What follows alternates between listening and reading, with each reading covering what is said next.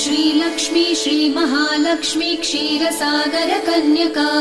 उत्तिष्ठ हरिसम्प्रीते भक्तानां भाग्यदायिनी श्रीलक्ष्मी श्रीमहालक्ष्मी क्षीरसागर कन्यका उत्तिष्ठ हरिसम्प्रीते भक्तानां भाग्यदायिनी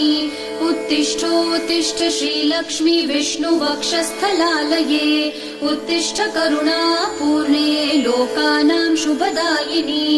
उत्तिष्ठोत्तिष्ठ श्रीलक्ष्मी विष्णुवक्षस्थलालये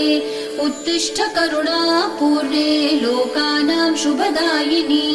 श्रीपद्ममध्यवसिते वरपद्मनेत्रे श्रीपद्महस्तचिरपूजित पद्मपादे श्रीपद्मजात जननी शुभपद्मवक्त्रे